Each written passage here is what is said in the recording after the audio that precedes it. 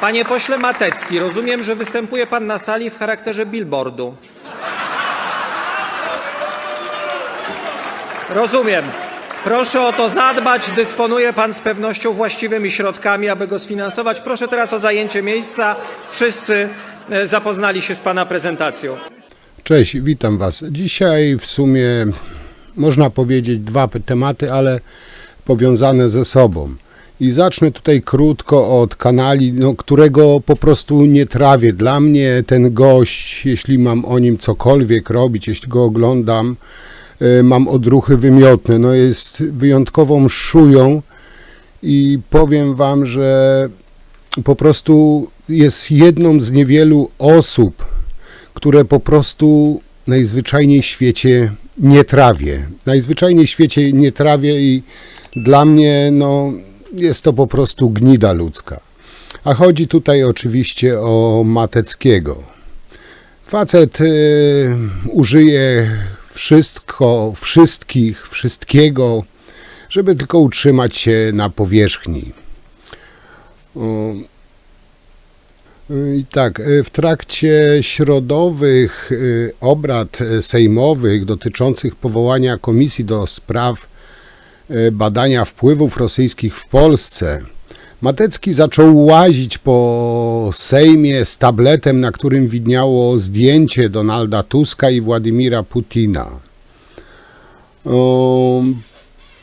Powiem wam tak, Matecki być może jest na tyle durny, na tyle głupi, na tyle mało inteligentny, że nie wie, że to, co robił, to zdjęcie, to jest tak naprawdę broń obusieczna i do tego przejdę w dalszej części tego mojego dzisiejszego filmiku. Ale powiem wam, że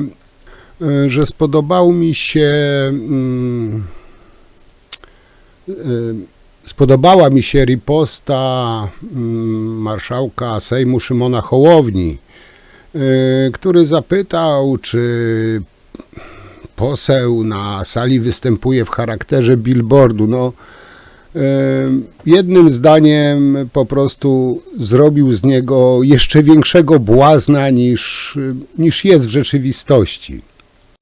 Dobrze, to moment. Najpierw sprostowanie, bo chciał pan sprostowanie, panie pośle, i dobrze pamiętam, ma pan minutę na sprostowanie, później wniosek, czy raczej sprzeciw pana Brauna i później wystąpienia drogich państwa z klubów i koła.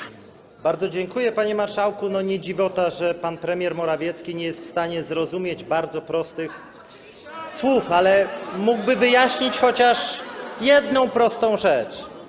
Dlaczego doprowadził pan do tego, że sprzedano polski Lotos? To raz. I druga rzecz. Dlaczego pan tak gorliwie i pana bank, którego był pan prezesem, doradzaliście rosyjskiej firmie, która próbowała przejąć Polskie Azoty? To pan jako prezes banku robił wszystko, żeby Rosjanie przejęli strategiczną polską grupę. Do dzisiaj nie wytłumaczył się pan z tego. Może pan tutaj wychodzić, opowiadać bzdury, próbować robić wszystko, ale Polacy powiedzieli dość. Polacy pożegnali was 15 października i rosyjskie wpływy żegnamy dzisiaj, właśnie eliminując tą waszą pseudokomisję. Dziękuję, panie pośle. Panie pośle Matecki, rozumiem, że występuje pan na sali w charakterze billboardu. Rozumiem. Proszę o to zadbać. Dysponuje pan z pewnością właściwymi środkami, aby go sfinansować. Proszę teraz o zajęcie miejsca. Wszyscy zapoznali się z pana prezentacją. Proponuję, aby Sejm jeszcze raz, albo inaczej. Panie pośle Braun, podtrzymuje pan sprzeciw? Zgłosił się pan do mnie z prośbą. Nie, panie pośle. Bardzo serdecznie pana proszę, przez wzgląd na szacunek dla czasu nas wszystkich, aby poinformował mnie pan, czy podtrzymuje swoją decyzję o sprzeciwie. Czy to wymaga aż kontaktu ze mną? Bardzo proszę. Warunki głosowe są słabe. Nie słychać.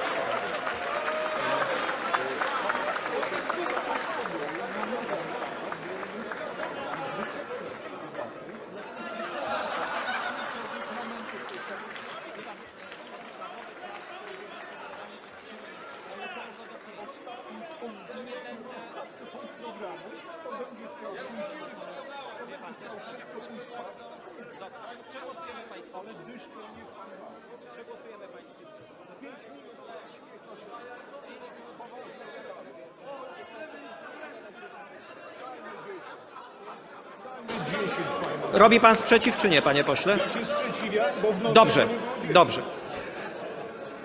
Przystępujemy więc do głosowania. Kto z pań i panów posłów jest za przyjęciem propozycji wysłuchania 5-minutowych oświadczeń w imieniu klubów i koła w dyskusji, zechce podnieść rękę i nacisnąć przycisk.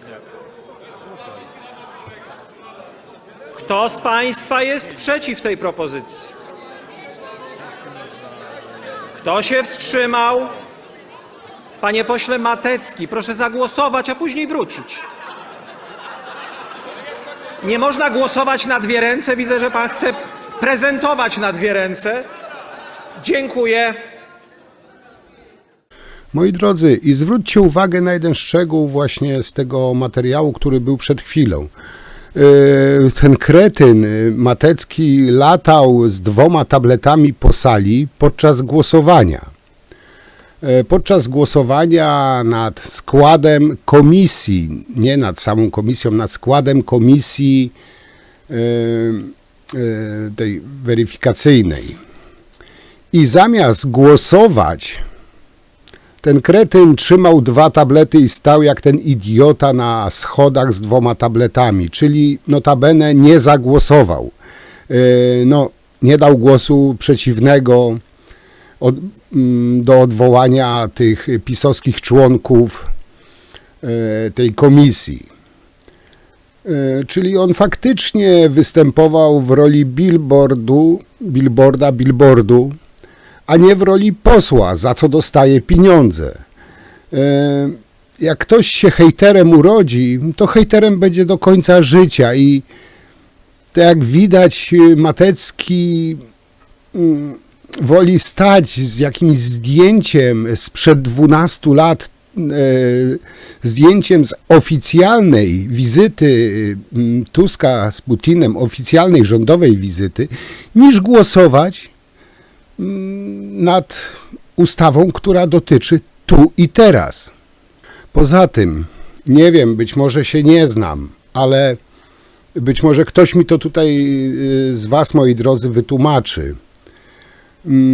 Jaki jest sens pokazywania starych zdjęć polityków z Putinem i to jeszcze sprzed 2012 roku, gdzie praktycznie każdy kraj normalnie współpracował z Rosją, importował, eksportował,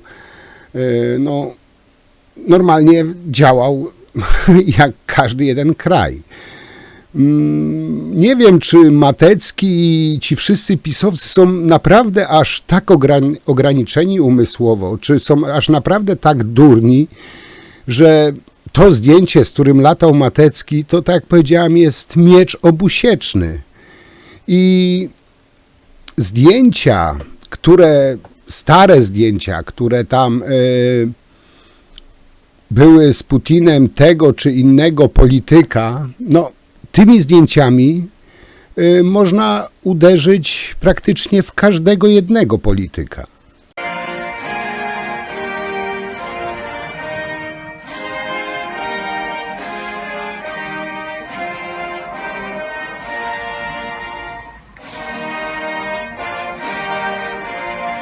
Tak jak mówiłem, pisowcy uwielbiają pokazywać zdjęcie Tuska z Putinem z 2012 roku. Troszkę pogrzebałem i pobawię się tutaj trochę w pisowca, bo będę myśleć tak jak oni nie potrafię, ale spróbuję działać tak jak oni. To zdjęcie, które tutaj widzicie, to jest tak, Duda, Obama i oczywiście Putin. Nasz Andrew w 2015 roku podnosi kieliszek i słodko patrzy na Putina. W przyjacielskiej atmosferze, oczywiście w Nowym Jorku, to był wrzesień 2015 rok, 7 lat po wojnie Putina z Jezus Maria, z Gruzją chyba, tak? Tak, z Gruzją. 5 lat po katastrofie, nie katastrofie, według PiS 5 lat po zamachu w Smoleńsku.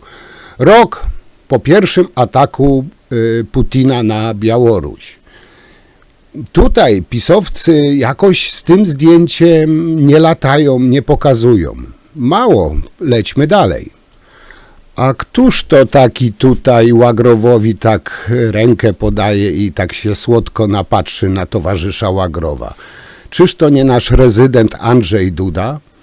No i to zdjęcie też nie jest sprzed 12 roku, tylko o wiele, wiele świeższe. Mało tego. Pisowcy mówili bardzo dużo, no Kaleta, nie wiem czy wiecie, wyskoczył na mównicę i mówił o resecie Tuska z Putinem, że no, tam próbował się nim bratać i tak dalej. No, ale to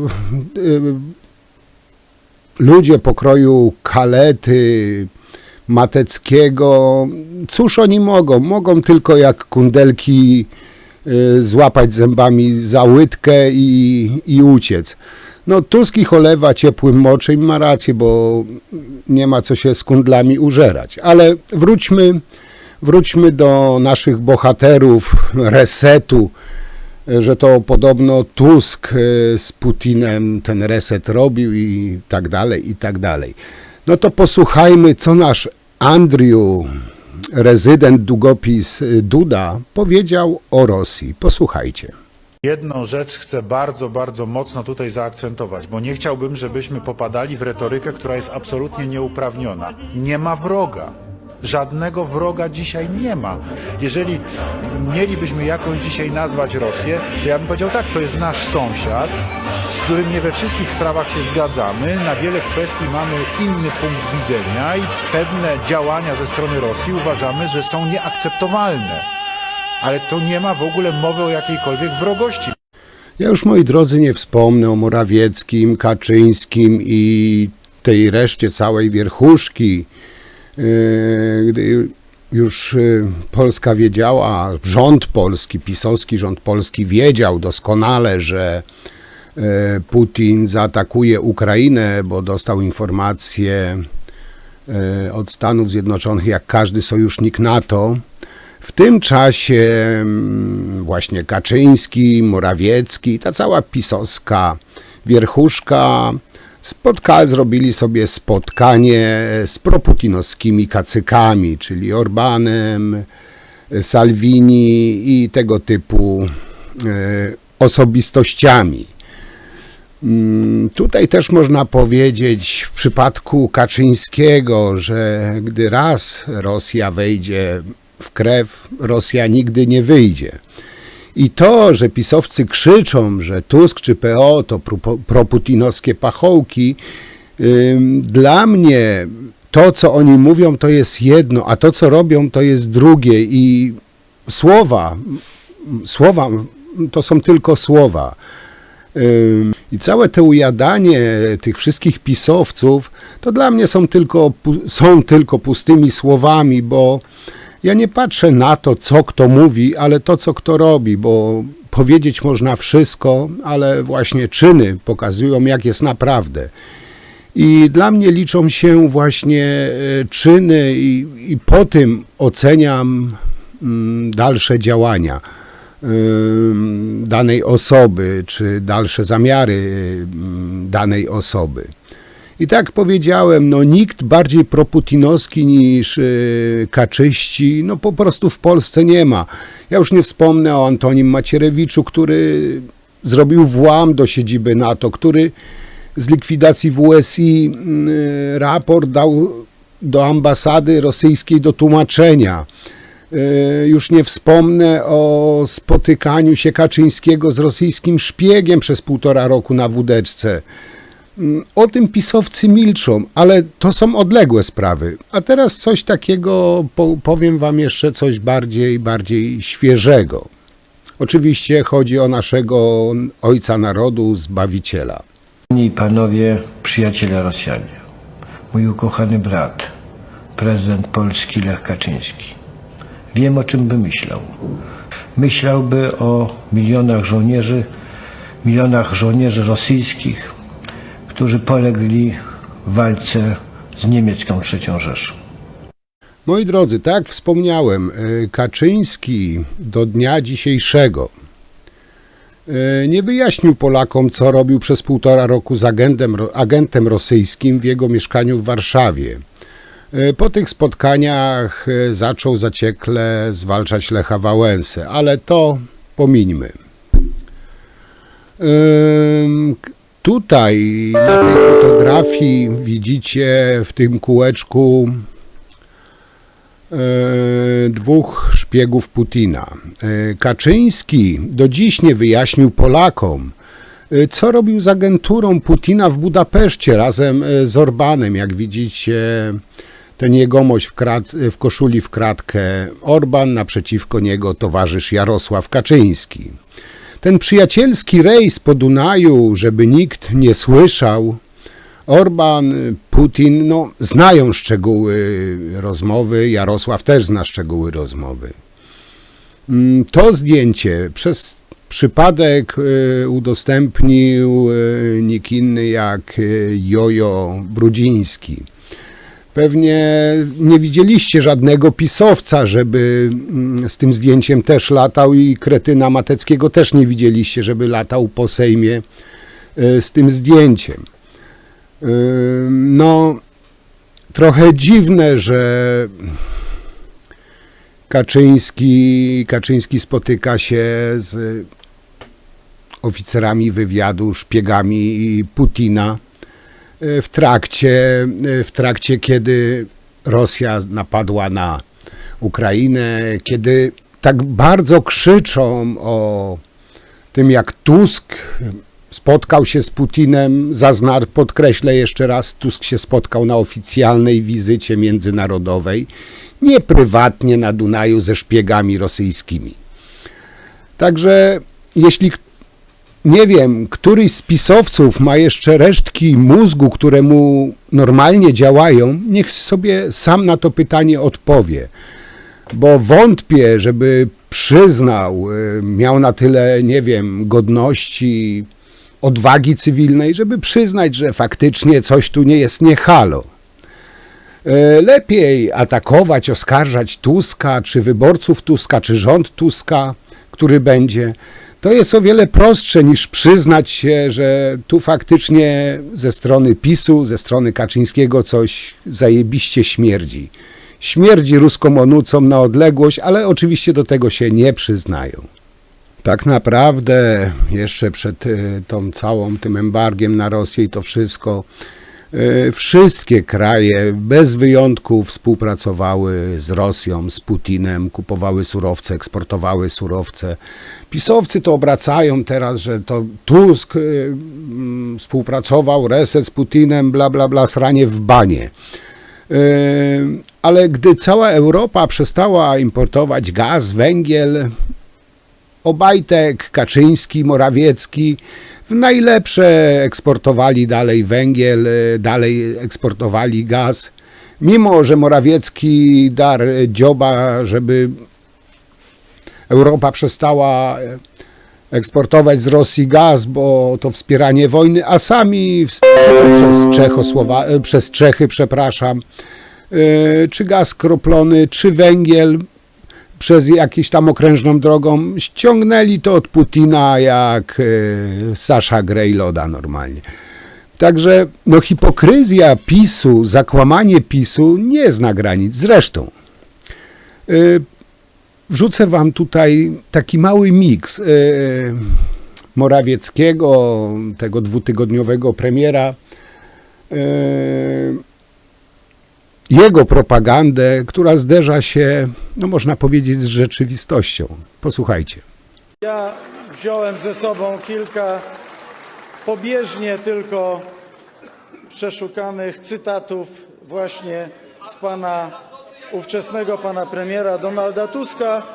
Gdyby się nie bali Komisji do Spraw Weryfikacji Wpływów Rosyjskich, to po prostu pozwoliliby jej dalej działać. Czy nie tak? 7 października 2011 rok. Ja podjąłem, moim zdaniem, wielkie wyzwanie, żeby przełamać ten historyczny fatalizm. po katastrofie smoleńskiej, po ataku na Gruzję. Rosja, która zbroiła się po zęby, przygotowywała się do ataku na Ukrainę. Mówi Donald Tusk, żeby Polska z Rosją budowały relacje przyjazne, umożliwiające współpracę, przede wszystkim współpracę gospodarczą w kontekście gazu z Gazpromu. Gazu z Gazpromu. Chcielibyśmy, przechodząc już do innych zagadnień, mieć jak najlepsze stosunki z naszymi sąsiadami na wschodzie. Tak się po prostu układała historia tej części Europy. Tak układała się historia naszych stosunków, w których jest wiele zła, ale też, chcę to podkreślić, wiele bliskości. Panie i panowie, przyjaciele Rosjanie. Polacy pamiętają ciosy i kule zbrodniarzy z NKWD. Ale pamiętają także, że w tym strasznym czasie od bardzo wielu Rosjan spotykała ich pomoc. Moi drodzy, ta cała nagonka, propaganda, no każdy, kto używa mózgu, wie doskonale, że wyciąganie starych zdjęć, pokazywanie to jest żałosne, małe, ale czego można się spodziewać po pisowcach. I tutaj oczywiście nie mogłoby być inaczej, włączyła się też pisowska telewizja w tą całą nagonkę, propagandę, jak zwał, tak zwał. I też zadała pytanie dość dziwnej treści. Dokładnie chodziło, czego Tusk się obawia i dlaczego chce zlikwidować komisję. Co prawdą nie jest, ale weter poszło, bo nie chcą zlikwidować komisji, chcą tylko zmienić skład pisowski, stronniczy, skład, który zrobił ten, nie wiem, paszkwil, chyba bym to nazwał, reset, skład, który był farsą, nie składem. Zresztą na ten temat najlepiej chyba wypowiedział się sam Hołownia, zapytany przez funkcjonariusza TV PiS, dlaczego Tusk boi się komisji. Posłuchajcie.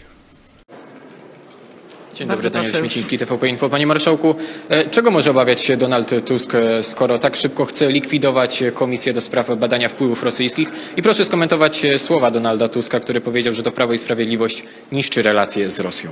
Dziękuję. Coś mnie chyba ominęło, bo nie słyszałem o pomyśle likwidowania komisji Usuwania dotyczącej... członków w tej chwili. Tak, akurat usuwanie członków to nie jest likwidacja komisji, to są jednak dwie Pojawiają różne się rzeczy. głosy na opozycji, także o likwidacji całkowicie Ale komisji. pyta mnie pan o to, co dzisiaj jest przedmiotem obrad Sejmu, a nie o głosy, które się pojawiają, bo jak pan wie, w tym budynku można usłyszeć wiele głosów, kiedy chodzi się po korytarzach. Członkowie Komisji do spraw Lex Tusk, w mojej ocenie i nie tylko mojej, stąd ten wniosek, pobierają państwowe pieniądze, bardzo duże pieniądze, pracując w luksusowych biurach na nasz koszt, nie wykonując żadnej pracy, którą można by było ocenić jako tak krytycznie ważną dla polskiego państwa. Sam proces powoływania tej komisji poddawaliśmy i ja też wielokrotnie w wątpliwość, zadając jedno podstawowe pytanie. Jeżeli w Polsce przez 8 lat rządziło Prawo i Sprawiedliwość, mające pełną kontrolę nad wszystkimi służbami specjalnymi, to czego nie wie o wpływach rosyjskich, które miały mieć miejsce w Polsce? Czy pan Cęckiewicz jest lepszy od SKW, Agencji Wywiadu, Agencji Bezpieczeństwa Wewnętrznego?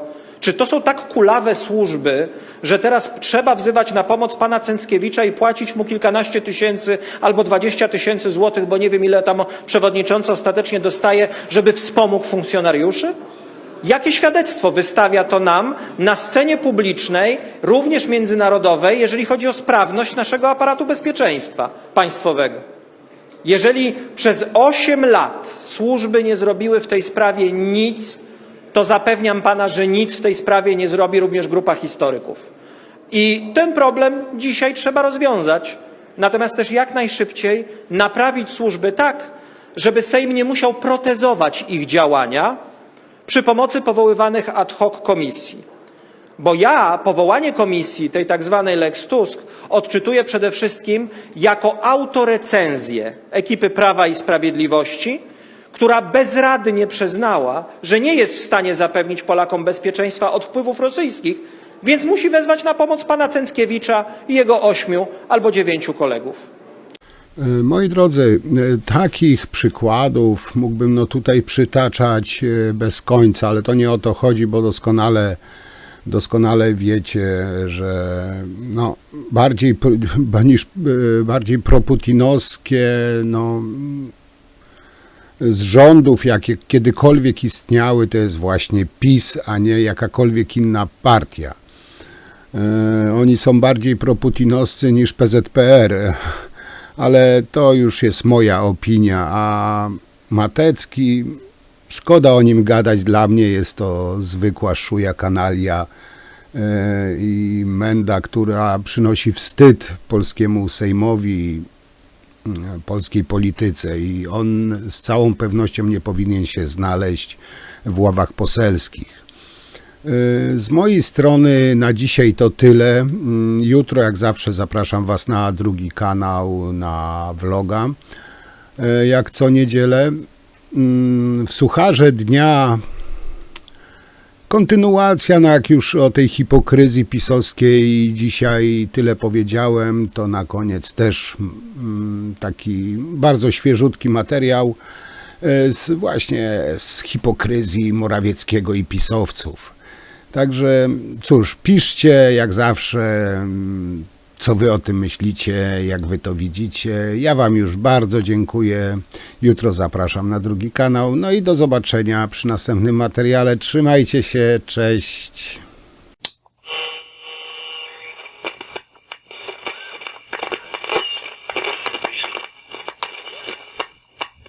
Skoro zwracał się pan bezpośrednio do mnie, pozwolę sobie w trybie uzupełnienia wiedzy. Rzeczywistość płynie bardzo szybko, możemy czasami nie złapać się na łączach, nie wiemy o krokach, które były podejmowane online, więc pozwolę sobie pana premiera, ale też i wszystkich państwa poinformować o tym, jaki jest stan prac z składanymi przez państwa projektami. Proszę jednak na samym początku pozwolić, że powiem, że to nie popcorn, ale miód na moje serce. Co pan mówił o konieczności ciężkiej pracy w tej Izbie, o tym, że ta Izba powinna zajmować się problemami Polek i Polaków. Chciałbym tylko zwrócić uwagę pana premiera, że Izba nie pracowała od 30 sierpnia do 15 listopada tego roku. A nie pracowała w związku z tym, że ostatnie posiedzenie poprzedniej kadencji zostało zamknięte przed kampanią wyborczą 30 sierpnia, a współpracujący z państwa obozem politycznym, jak sam stwierdził pan prezydent, zwlekał miesiąc z daniem nam szansy na procedowanie tych ważnych projektów, o których pan przed chwilą wspominał. Dzisiaj jesteśmy w sytuacji, w której musimy rzeczywiście podjąć szybko dużo ważnych decyzji, bo terminy gonią, ale proszę nie winić o to obecnego Sejmu. On dużo wcześniej mógł zająć się tym, albo mógł to zrobić poprzedni Sejm. My robimy co możemy i państwo też robią co mogą, pracując w komisjach, żeby te projekty były przeprocesowane. Jeżeli chodzi o projekt dotyczący wakacji kredytowych, znajduje się w pierwszym czytaniu w Komisji Finansów. Jeżeli Komisja Finansów dzisiaj zakończy sukcesem swoje prace, jestem otwarty na wniosek od państwa, jeżeli chodzi o procedowanie go dalej na drugim czytaniu na posiedzeniu plenarnym. Jeżeli chodzi o 0% VAT na żywność, zauważam pewną niekonsekwencję. Nie uwzględnił go pan w budżecie, który został przedłożony Wysokiej Izbie. Natomiast dzisiaj ten projekt, który trafił, przyznaję, do Sejmu, natychmiast wysłałem do konsultacji. On jest obarczony wadami formalnymi. Zostaliśmy zobligowani przez te analizy do tego, żeby odesłać go do wnioskodawców z prośbą o uzupełnienie. To się w tej chwili dzieje. Ustawy dotyczące cen prądu. Cieszę się tą wiarą pana premiera w to, że sprawczość już powołanego wczoraj rządu będzie duża. Natomiast jestem też politycznym realistą. Bardzo chciałbym, żeby wobec tych zapowiedzi politycznych, które były składane, jeżeli chodzi o ustawę cen prądu, która będzie dotykała decyzji kolejnego rządu, uwzględnić i przeprocesowywać dwa projekty. Ten, który złożyliście Państwo i ten, który złożyli dzisiaj przedstawiciele większości parlamentarnej. Te projekty będą procesowane w komisji w pierwszym czytaniu od dzisiaj, przepraszam, procedowane, czy coś powiedziałem? Najmocniej Państwa przepraszam, ale czasami słowo proces tak ciśnie mi się na usta, że nie mogę się powstrzymać. Tak, oczywiście procedowane, mają Państwo absolutnie rację. Natomiast jeżeli chodzi o ustawę dotyczącą emerytur stażowych, proszę pozwolić, że na spotkaniu, na które zaprosiłem Pana i też wierzę, że spotkamy się w najbliższym czasie, porozmawiamy o perspektywach dotyczących tej ustawy. W moim odczuciu, ale proszę przyjąć to tylko jako skromną sugestię marszałka rotacyjnego, jednak warto by było zadbać o to, żeby do Sejmu najpierw trafił budżet. Budżet jest fundamentem, na którym opieramy wszystkie pozostałe elementy myślenia o finansach państwa. Proszę, ale ad vocem, jeśli Pan może, chce, proszę bardzo, Panie Premierze, na chwilę oczywiście udzielę Panu głosu, i na tym zamkniemy dyskusję, bo to nie o tym jest dzisiejszy Sejm. Natomiast chciałem uzupełnić wiedzę, też stan wiedzy Pana Premiera i wyjaśnić, że nie ma do czynienia w tym Sejmie z żadną zamrażarką. Projekty są procedowane, natomiast wybaczcie Państwo, to nie ja ustalałem i to nie my ustalaliśmy ramy czasowe dla tego, jak Sejm obecnej kadencji może pracować. Jeżeli Pan chce, Panie Premierze, bardzo proszę i na tym zakończymy naszą dyskusję.